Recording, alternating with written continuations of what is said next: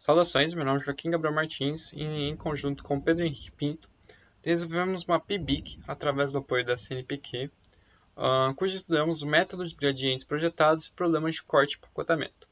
O professor responsável pela orientação foi o professor Dr. Francisco Nogueira Calmon Sobral e o professor responsável pela coorientação foi o professor mestre Anderson Ervi. Bom, em minimização com restrições lineares de desigualdade, estamos interessados no problema da minimização de f de x, tal que haja uma restrição a x menor ou igual a b, onde A é uma matriz de posto M. Podemos definir o conjunto ômega como x pertencente a Rn, tal qual x satisfaça a desigualdade A vezes x menor ou igual a b, e definimos como conjunto de factibilidade. Também podemos considerar o problema 2, que temos também a mesma restrição, e xk pertencente a ômega, isto é, xk pertence ao Rn e satisfaz a desigualdade. Então, se x é uma solução de 2, então x será uma solução de 1. Pensando nisso, estudamos o método de gradiente projetado, onde seu algoritmo é definido por um epsilon maior do que zero, esse epsilon será a nossa tolerância, e um xk pertencente ao conjunto de factibilidade, e um k maior do que 1. Realizaremos dois passos e, se necessário, será realizado um terceiro passo. O primeiro passo é o cálculo de um dk, onde dk é igual a projeção ortogonal de xk menos o gradiente de f de xk, tudo isso menos xk. E se a norma de dk for menor do que epsilon, paramos. Se não, fazemos uma busca linear e depois voltamos para o passo 1. Bom, o cálculo da projeção ortogonal de ômega não é trivial, mas os cálculos da projeção ortogonal de ômega e é. Então, podemos aplicar aquilo que chamamos de algoritmo de Dijkstra. O algoritmo de Dijkstra necessita de um epsilon maior do que zero, um contador k maior do que 1 e um x0, o ponto a ser projetado em ômega, com a intersecção de todos os conjuntos ômega i de i igual a 1 até p.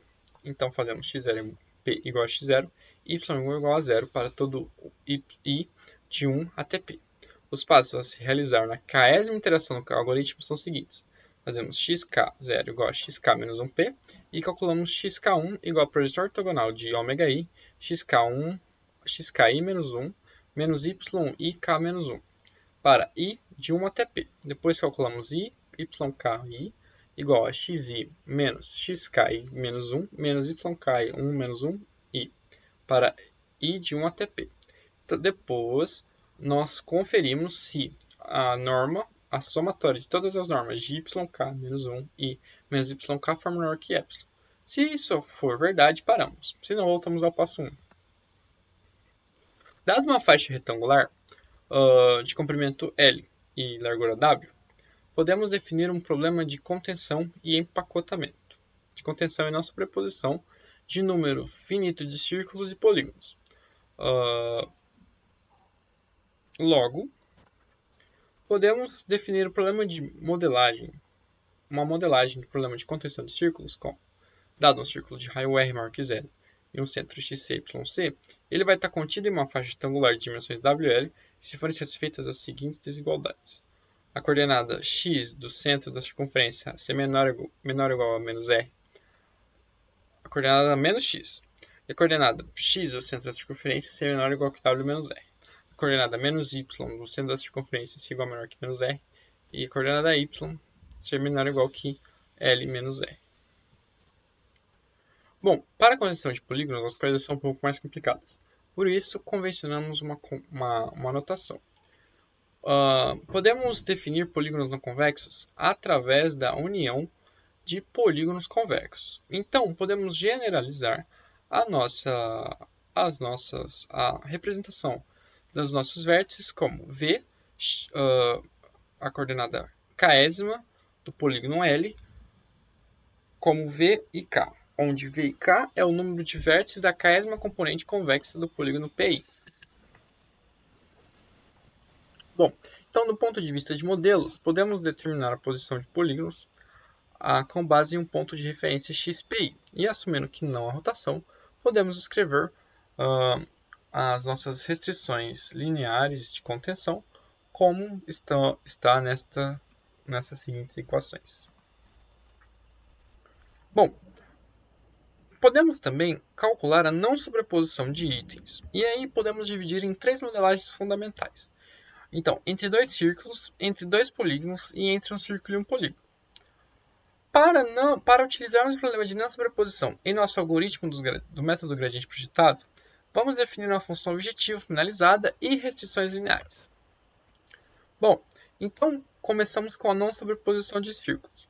Dado 2 círculos, esses não estarão sobrepostos se e somente se a coordenada do centro xc1 menos xc2 ao quadrado mais y1 menos y2 ao quadrado for maior ou igual a r1 mais r2 ao quadrado. Porém, podemos penalizar nossa função e podemos representá-la como a seguinte função objetivo.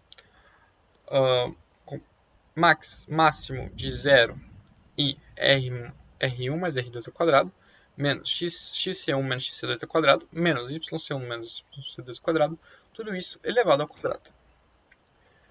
Já para garantir a não sobreposição entre dois polígonos ou entre um polígono e um círculo, podemos utilizar as linhas de separação. A equação que garante que uma linha separa os itens I e J é dada por y igual a y de CIJ vezes x mais DIJ, como CIJ sendo essa grande expressão aqui, e DJ seja essa expressão um pouco menor. Podemos garantir que dois polígonos P e J não estarão sobrepostos se existe uma linha de separação tal que todos os vértices de PI e de PJ estão de lados diferentes da mesma. Logo, podemos escrever esta expressão aqui para calcularmos a não sobreposição entre dois polígonos. Com isso, a gente pode construir uma função de penalização com uma somatória dessa grande expressão aqui, elevada ao quadrado, mais a somatória desta outra expressão aqui, elevada ao quadrado. Já entre polígonos, a não sobreposição entre polígono e círculo é um pouco mais complicada. Por quê? Porque um círculo e um polígono, eles não estarão sobrepostos se existe uma linha de separação tal que todos os vértices do polígono estão de um lado da reta e o centro do círculo está ao lado oposto. E a distância entre o centro, ou seja, a coordenada do centro, e a reta de separação é de ao menos a medida do raio. Assim, as restrições que garantem a não sobreposição dos itens são dadas por essas três grandes expressões. Podemos criar uma função objetiva penalizada que pode ser escrita da seguinte forma.